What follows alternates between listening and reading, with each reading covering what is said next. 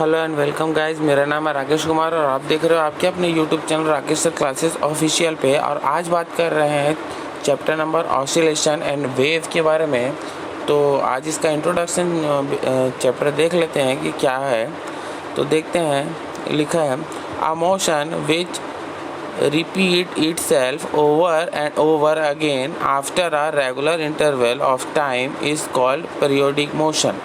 देखिए, periodic motion आखिर ये है कि ऑसिलेशन जो है, ये जो ऑसिलेशन जो होता है वो क्या होता है, एक तरह का पीरियोडिक मोशन होता है। पीरियोडिक मोशन किसे कहेंगे? पीरियोडिक मोशन इसे कहेंगे तो मोशन जो रिपीट इटसेल्फ हो रही है। मतलब क्या हो रहा है कि वो कोई एक मोशन यहाँ से स्टार्ट हो रही है पॉइंट ए से, और वो पॉइंट बी तक जा रही है, वापस से पॉइंट ए तक जा रही है। तो ये लगातार रिपीट होते जा रही है, लगातार रिपीट होते जा रही है। ये जो लगातार रिपीटेशन है ना, यही कहलाता है क्या? Periodic motion. मतलब एक पीरियड से दूसरे पीरियड तक मोशन हो रहा है ना, पीरियोडिक मोशन कहलाता है ये।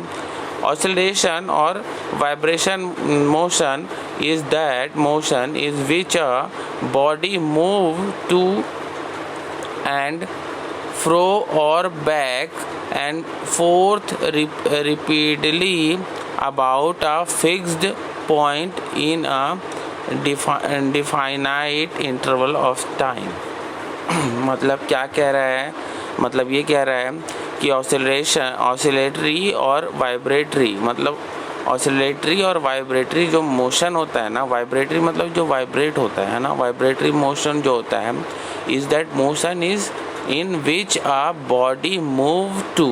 जहाँ पे बॉडी क्या हो रही है, इन दोनों मोशन में क्या होता है, जहाँ पे बॉडी जो होती है वो मूव होती है, मूव टू एंड फ्रो और बैक, मतलब ये मूव होती है और वापस अपने जगह पे वापस आती है ना। मतलब जितने जगह पे वो आगे गई है उतनी जगह पे वापस आ जाती है।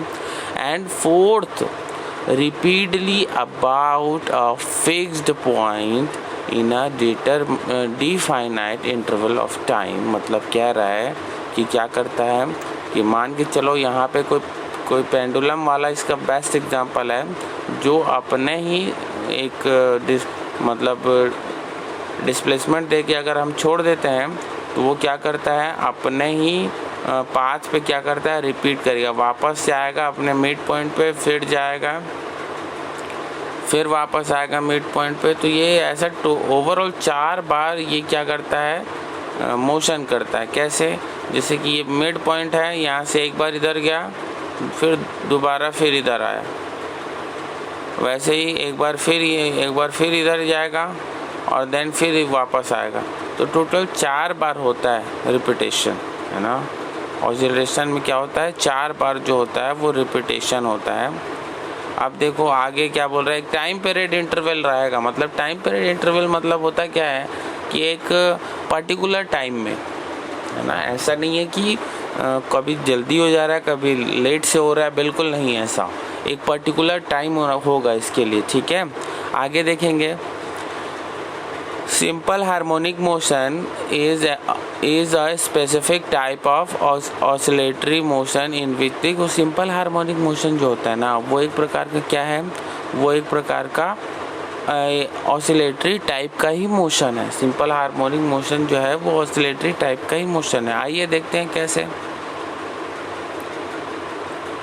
देखो लिखा है a particle move in 1 dimension. सब पार्टिकल मूव होता है वो 1 डायमेंशन में मूव होता है ना। हार्मोनिक मोशन जो हो रहा है वो पार्टिकल मूव होगा 1 डायमेंशन में, ठीक है।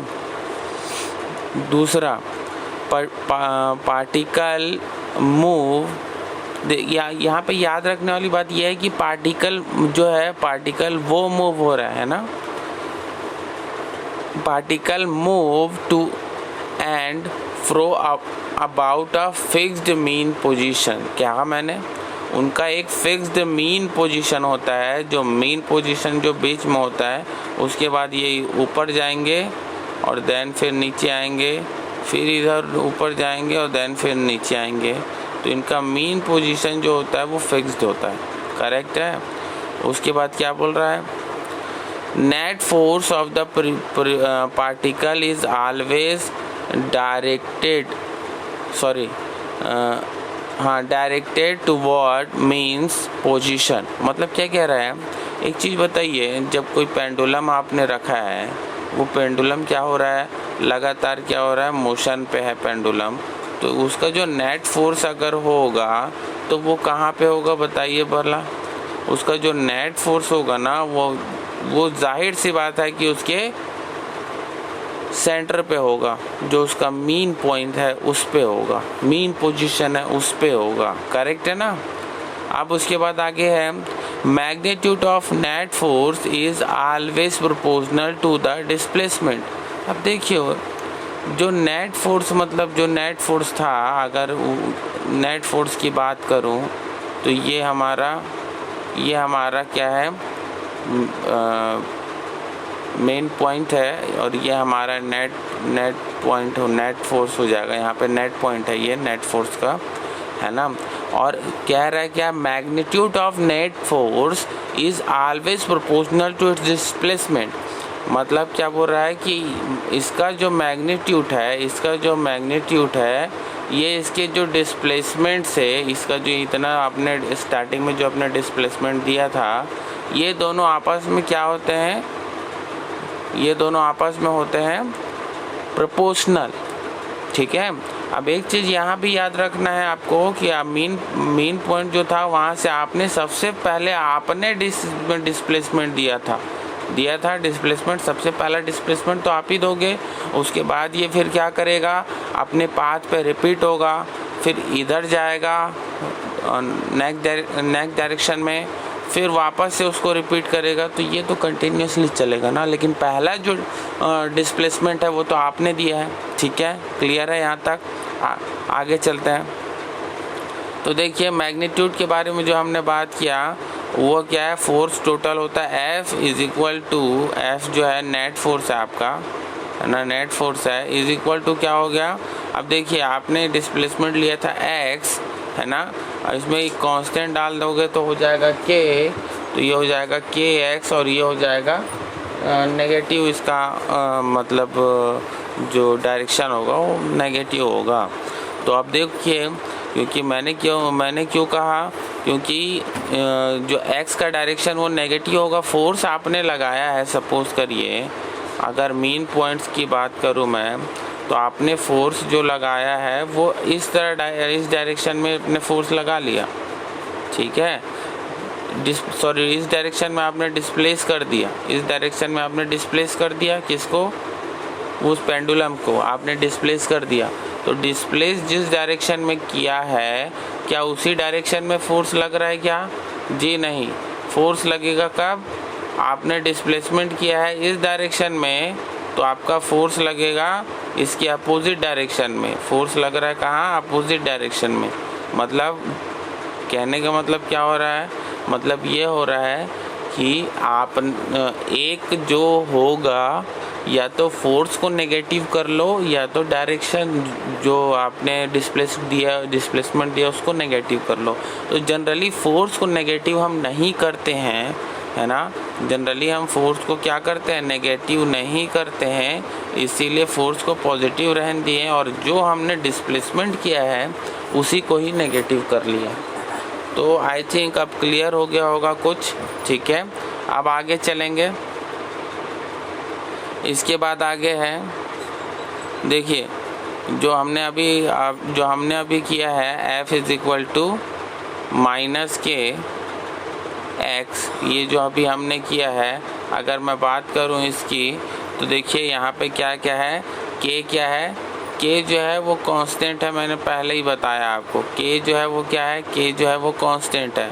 तो F इज इक्वल टू क्या होता है भाई, तो F इज इक्वल टू होता है ma इज इक्वल टू, है ना, और जो ये x है तो अपन क्या करेंगे इसको, तो इसको अपन करते हैं कि ये हो जाएगा माइनस के, वैसे ही रहेगा। और जो यहाँ पे x है ना, तो उसको हम कैसे लिख सकते हैं, तो उसको हम लिख सकते हैं क्या, उसको हम लिख सकते हैं अपॉन m, और यहाँ लिख सकते हैं x। क्यों लिखा मैंने ऐसे माइनस के अपॉन m, क्या क्यों लिखा यहाँ पे ऐसे मैंने, है ना, उसके पीछे क्या रीज़न है, तो मैग्नीट्यूड वाला रीज़न है और कोई रीज़न नहीं है, मीन्स उसका मैग्नीट्यूड के बारे में बात कर रहे हैं। तो हमने क्या किया है, हमने कुछ नहीं किया, हमने अपॉन मैग्नीट्यूड कर दिया है। कहने का मतलब हमने क्या किया है, तो हम देखिए ध्यान से, माइनस के एक्स तो था ही और उसका मैग्नीट्यूड अपॉन में कर दिया है, यही एक काम किया हमने, ठीक है। तो इसके बाद क्या होगा नेक्स्ट प्रोसेस में, तो नेक्स्ट प्रोसेस में या तो ऐसा बोल सकते हैं, अदरवाइज़ हम क्या कर सकते हैं, अदरवाइज़ हम ये कर सकते हैं कि a is equal to minus omega square x, ये तो हम जानते ही हैं, a is equal to minus omega square x, है ना। तो एक तो हमारा ये मिल गया और दूसरा हमारा ये हो गया, दो चीज़ें मिल गई हमको, है ना। अब बताइए जहाँ पे ओमेगा क्या है, तो ओमेगा जो है वो क्या है, बताइए ओमेगा वहाँ पे क्या है, बताइए भला। तो ओमेगा जो है आपका वो एंगुलर फ्रीक्वेंसी को डिनोट कर रहा है। ओमेगा किसको डिनोट कर रहा है, एंगुलर फ्रीक्वेंसी को, ठीक है। यहाँ तक क्लियर है। इसके बाद आगे चलते हैं, इसके बाद आगे इसमें देखोगे आप, इसके बाद जो आगे देखोगे वो थोड़ा इस तरह है, देखो कि यहाँ पे क्या हो जाएगा, यहाँ पे जो हमने छोड़ दिया था कहाँ तक, a is equal to minus k x upon m, यहाँ तक छोड़ दिया था ये, है ना। इसके बाद आगे देखेंगे तो इसके बाद आगे कहाँ है, तो इसके बाद यहाँ एंगुलर फ्रीक्वेंसी के बारे में बात होगी। तो अब हमको ये भी मालूम है कि a इज़ इक्वल टू क्या हुआ था, यहाँ पे a इज़ इक्वल टू हमने निकाला कैसे, देखो ध्यान से, हमने क्या किया था, m a is equal to क्या था, माइनस के एक्स, यही था, है ना।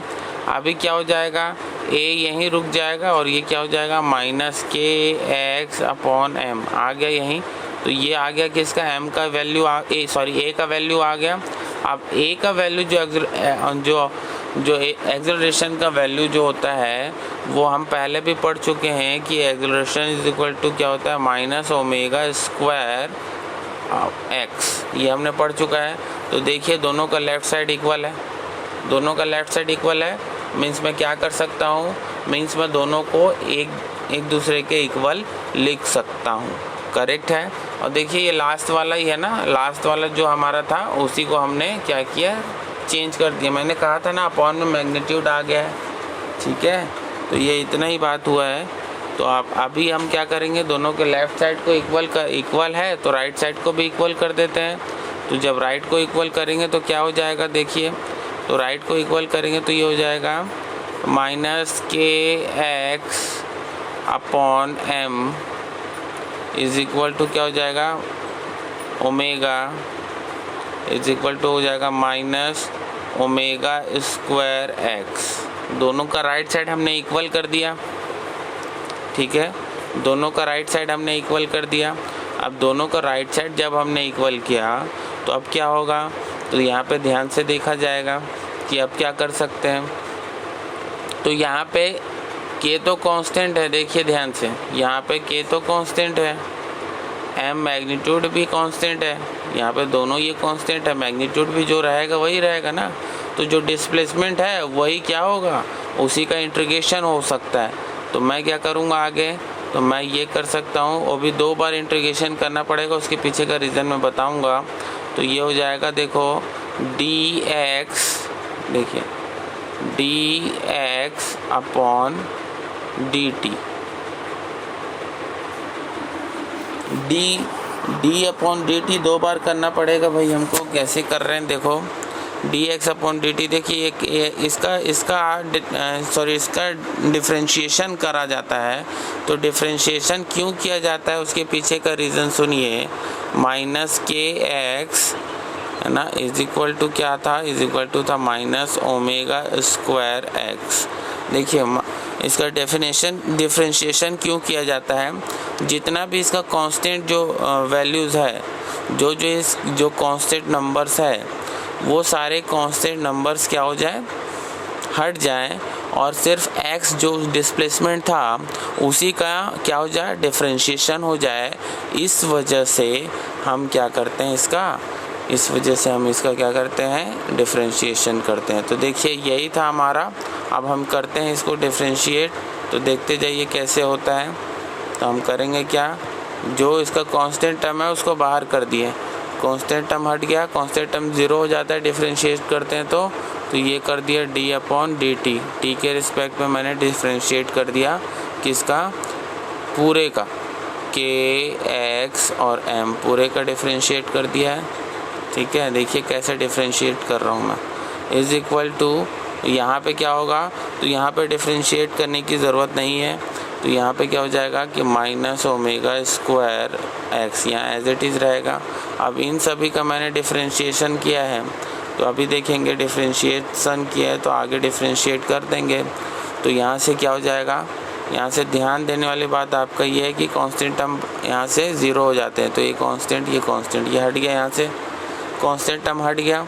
क्या क्या बचा हमारे पास, तो ध्यान से देखेंगे तो हमारे पास बच गया है यहाँ पे d/dt और सिर्फ बच गया यहाँ पे x is equal to -ω² x। यहाँ तक क्लियर हुआ है, सिर्फ x बचा है। अब क्या होगा, क्योंकि यहाँ पे हमको समझ में आ रहा है कि यहाँ पावर में क्या है, देखो ध्यान से, यहाँ पावर में 2 है ना। तो हम क्या करेंगे कि एक बार इसका दोबारा से डिफरेंशिएशन करेंगे। एक बार डिफरेंशिएशन हो गया है, अब मतलब पूरा कम्प्लीटली नहीं हुआ है, मतलब जो इसके जो कांस्टेंट टर्म थे वो हटा लिया गया है। अब करते हैं दोबारा से एक बार डिफरेंशिएशन। तो दोबारा से एक बार डिफरेंशिएशन कैसे होगा वो थोड़ा सा आप देख लेंगे। तो देखिए दोबारा से डिफरेंशिएशन कैसे हो रहा है, तो यहाँ पे होगा कुछ इस तरह से, दोबारा से डिफरेंशिएशन जो होगा तो ये हो जाएगा d/dt, है ना। ये अभी किया है मैंने डिफरेंशिएशन, और पहले से क्या था, तो पहले से था d/dtx, ये पहले से डिफरेंशिएशन था। राइट साइड का मैं लिख नहीं रहा हूँ क्योंकि राइट साइड वाला एज इट इज़ रहेगा, ठीक है, लेफ्ट साइड का ही मैंने लिख रहा हूँ। अब क्या होगा, दोनों का मल्टीप्लाई हो जाएगा, तो ये क्या हो जाएगा, तो ये हो जाएगा d² देखते जाइए, d²/dt का स्क्वायर, है ना। और ये जो x है वो यहीं पे अलग से लिखा हुआ है, तो या तो इसको ऐसा करिए या फिर x को यहीं मिला दीजिए। तो ये हो जाएगा d²x/dt²।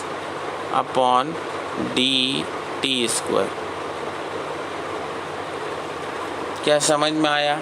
ओवरऑल हमारा क्या आया भाई, याद रखिए ये बात हमने अभी बनाया। तो ओवरऑल हमारे पास क्या आया, d²x/dt²। इसके इज इक्वल में क्या आएगा, तो इसके इज इक्वल में आएगा -ω²x, ठीक है। तो यही चीज़ यहाँ पे लिखा हुआ है, देख लीजिए ध्यान से, यहीं पे यहाँ पे लिखा हुआ है, देखो d²x/dt² is equal to -ω²x। Clear है यहाँ तक? क्या लिखा है, the equation is called the differentiation equation of SHM। देखो यही है डिफरेंशिएशन इक्वेशन। डिफरेंशिएशन इक्वेशन किसका, SHM का, मतलब सिंपल हार्मोनिक मोशन।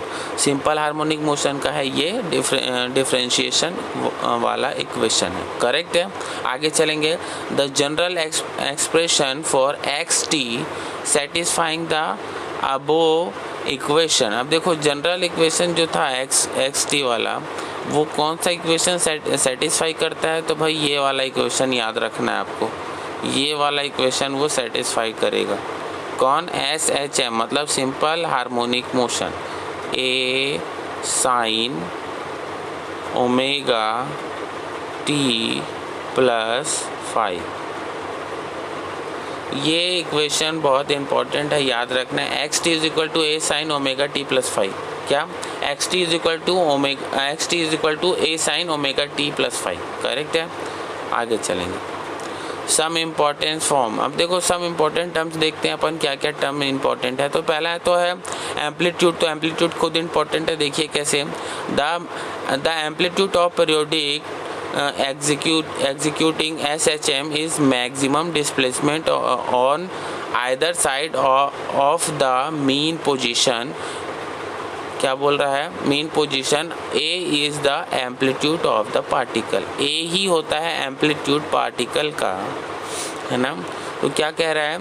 ये एम्पलीट्यूड जो है of particle executing SHM is its maximum displacement. मतलब आपने क्या किया, आपने जो डिस्प्लेसमेंट दिया है वही इसका मैक्सिमम डिस्प्लेसमेंट होगा। किसका? उस पार्टिकल का या उस पेंडुलम का। वो उससे ज़्यादा डिस्प्लेस नहीं हो सकता है, बिल्कुल भी नहीं, ठीक है। मीन्स आपने जितना स्टार्टिंग में डिस्प्लेसमेंट दिया है वो उतना ही उसका मैक्सिमम डिस्प्लेसमेंट होगा, है ना। और वो भी दोनों साइड होगा। मीन्स ये मीन पोजीशन है तो इस साइड भी उतना ही डिस्प्लेसमेंट होगा। करेक्ट है। तो यही कुछ इस तरह से होगा, ठीक है। आप क्या कह रहा है? Time period. तो time period of a particle executing SHM is the time taken. मतलब जो टाइम पीरियड होता है उसका मतलब क्या होगा? तो टाइम पीरियड मतलब जो पार्टिकल अगर सिंपल हार्मोनिक मोशन में है, SHM में है, अगर कोई पार्टिकल या कोई पेंडुलम अगर सिंपल हार्मोनिक मोशन में है ना, सिंपल हार्मोनिक मोशन में है, तो वो कितना टाइम ले रहा है वही कहलाता है टाइम पीरियड, ठीक है। वही क्या कहलाता है? Time period. मतलब कहने का मतलब कि अगर पेंडुलम हमारे यहाँ बीच में है तो वो एक बार यहाँ लेफ़्ट गया, हम ले जाके छोड़ दिया लेफ़्ट में, फिर वो वापस से अपने मेन पोजीशन पे आया, फिर क्या हुआ, सॉरी राइट में, अब उसके बाद फिर से लेफ़्ट में कुछ दूर गया और फिर से अपना मेन पोजीशन पे आया। तो जब ये पूरा मेन पोजीशन पे आ जाए यानी कि अपना पूरा एक सर्कल पूरा कर ले, कहने का मतलब ये ऐसा गया, फिर यहाँ से आया, फिर उसके बाद ऐसा गया और फिर यहाँ से आया। कहने का मतलब ये अपना एक सर्कल पूरा कर रहा है। तो एक सर्कल पूरा करने में जितना टाइम लगता है वही कहलाता है क्या? वही कहलाता है time period. Is that clear? Okay, चलें आगे। तो टाइम पीरियड का जो फार्मूला होता है भाई वो कैसा होता है कि T, capital T is equal to 2 pi, है ना, अपॉन ओमेगा, जिसको हम क्या करते हैं, ओमेगा को याद करो हमने लास्ट में क्या कहाँ पे अटका था, तो 2 पाई ओमेगा हमने अटकाया था M अपॉन K में, K अपॉन M था, याद करिए। ये हो जाता कैसे? K अपॉन M जो कांस्टेंट टर्म था, तो ये कांस्टेंट टर्म ऊपर चला जाएगा, K अपॉन M है, तो ये हो जाएगा ऊपर जाके क्या हो जाएगा, M upon K, under root में M अपॉन K। यही है इसका फार्मूला। मतलब याद रखने का ट्रिक बता रहा था मैं, तो इसको आपका फार्मूला क्या हो जाएगा? फार्मूला हो जाएगा T is equal to 2 pi upon omega. इसको या फिर लिख सकते हैं क्या, 2 पाई अंडर रूट में M अपॉन K, ठीक है। और क्या हो सकता है? तो और हो सकता है omega is equal to under root M upon K। ये देखिए क्या क्या लिख सकते हैं, इसको ध्यान से देखिए, समझ में आ रहा होगा। ये लिख सकते हैं, ये लिख सकते हैं, टाइम पीरियड का फार्मूला ये लिख सकते हैं। ये तीनों फार्मूला टाइम पीरियड का ही है, एक से एक बना हुआ है। मतलब क्या हुआ है, देखिए क्या हुआ इन तीनों फार्मूले में, कंफ्यूज ज़रा भी नहीं होना है। ये 2 पाई एज इट इज़ है, यहाँ पे देखेंगे तो थोड़ा सा देखिए, ये 2 पाई जो है वो एज इट इज़ है। ये जो 1 अपॉन ओमेगा था ये ऊपर चला गया, और ये क्या ओमेगा का वैल्यू आ गया। ओमेगा का वैल्यू क्या आ गया? M upon K। ओमेगा का वैल्यू क्या आ गया? ये देखो ओमेगा का क्या वैल्यू आ गया? M upon K। वो अपन पुट कर दिए हैं। तो यहाँ पे ये तीनों जो है एक दूसरे से ही बना हुआ है। अगर आप देखेंगे तो आपको पता चल जाएगा कि ये कैसे रिलेटेड हैं एक दूसरे से, ठीक है। करेक्ट है, आगे चलेंगे। इसके बाद बात करेंगे फ्रीक्वेंसी की। तो फ्रीक्वेंसी किसे कहेंगे? तो the frequency of a particle executing SHM। मतलब किसी भी पार्टिकल की फ्रीक्वेंसी जो होगी सिंपल हार्मोनिक मोशन में is equal to number of oscillation. वो किसके बराबर होगे? वो नंबर ऑफ ऑसिलेशन के बराबर होगी, है ना, कंप्लीटेड इन 1 सेकेंड। जो 1 सेकेंड में अगर कहने का मतलब फ्रीक्वेंसी जो है किसी भी पार्टिकल का वो क्या कर रही है, सिंपल हार्मोनिक मोशन कर रही है। तो वो जो 1 सेकेंड में जितना ऑसिलेशन कर पाए, क्या 1 सेकेंड में जितना ऑसिलेशन कर पाए कौन से मोशन में, तो सिंपल हार्मोनिक मोशन में कोई भी पार्टिकल 1 सेकेंड में जितना ऑसिलेशन कर पाए वही कहलाता है उसका क्या, फ्रीक्वेंसी। ठीक है। अब फ्रीक्वेंसी से एक बात याद रखिए, जो रेडियो वेव्स आते हैं ना वो भी फ्रीक्वेंसी से ही आते हैं। जैसे रेडियो वेव्स होती है ना 98.3 FM, 94.8 FM, ये जो FM का ये जो दिया है ये क्या है, ये है क्या, ये तो फ्रीक्वेंसी तो है। तो यही वो फ्रीक्वेंसी है जो पर सेकेंड वहाँ से भेजा जा रहा है, पर सेकेंड भेजा जा रहा है, ये है ना, पर सेकेंड भेजा जा रहा है, इतना फ्रीक्वेंसी वो पर सेकेंड भेज रहे हैं। और वो क्या हो रहा है, वो एयर में ट्रांसमिट होता जा रहा है। और उसके बाद हाँ, यहाँ पे जो कैचर लगा होता है, मीन्स रेडियोस का एंटीना लगा होता है, वो उसको कैच करता है, कैच करता है और कैच करके उस वेव को क्या करता है, अपने जो रेडियोस है उस पर वो क्या बोलते हैं, वो प्ले करवाता है। तो कहने का मतलब ये है कि जो फ्रीक्वेंसी है वो समझ में आई होगी आई थिंक। इसी को कहते हैं जो पॉइंट में रहता है 98 पॉइंट या 87 ये जो भी समथिंग, तो ये सारा क्या है, फ्रीक्वेंसी है जो पर सेकेंड भेजा जा रहा है। ठीक है, तो यहाँ तक क्लियर है। अब देखिए फ्रीक्वेंसी का जो लिखा है वो क्या लिखा है, v = ω/2π। ठीक है। अब ओमेगा को तो आपको मालूम है कि ओमेगा को हम क्या लिख सकते हैं, ओमेगा को लिख सकते हैं √k/m, ओमेगा को लिख सकते हैं √k/m, है ना। और ये 1/2π है, तो ये 1/2π वैसे एज इट इज़ रह जाएगा, 1/2π, ये लो रह गया, साइड हो गया 1/2π, 1/2π साइड हो गया। और ओमेगा की जगह में उसका वैल्यू रखा गया है। तो ये तो आपका हो गया लगभग v का फार्मूला। ठीक है, तो ये जनरली है। तो ओमेगा का फार्मूला मालूम चल गया है, क्या है ओमेगा का फार्मूला।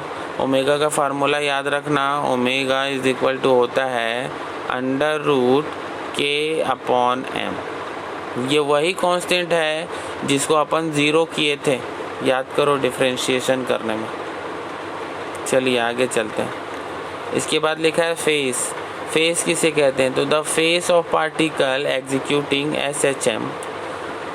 किसी भी पार्टिकल का जो फेस होता है सिंपल हार्मोनिक मोशन में, at any instant is its state as regard to its position and direction of motion at that instant it measured as argument या angle of sine in the equation of SHM। तो क्या कहा इसने, तो face particle में क्या कहा गया था, तो फेस पार्टिकल में यही कहा गया है फेस में कि अगर कोई पार्टिकल सिंपल हार्मोनिक मोशन में है, सिंपल हार्मोनिक मोशन में है, तो इसका जो पोजीशन है सिंपल हार्मोनिक मोशन में, तो जनरली सी बात है कि उसका कोई ना कोई पोजीशन होगा, क्योंकि पोजीशन लगातार चेंज होते रहेगी। सिंपल हार्मोनिक मोशन में अगर कोई पार्टिकल है तो अपना पोजीशन लगातार चेंज करता रहेगा। तो सिंपल हार्मोनिक मोशन में क्या क्या चीज़ अपने को क्या करना है कि अगर इसका कहा जाए कि हमको इक्वेशन बनाना है, तो क्या क्या चाहिए, तो इसका पोजीशन चाहिए कि वो पार्टिकल एग्जैक्ट कौन से पोजीशन पे है, पहला बात, कौन से डायरेक्शन पे है ये भी चाहिए।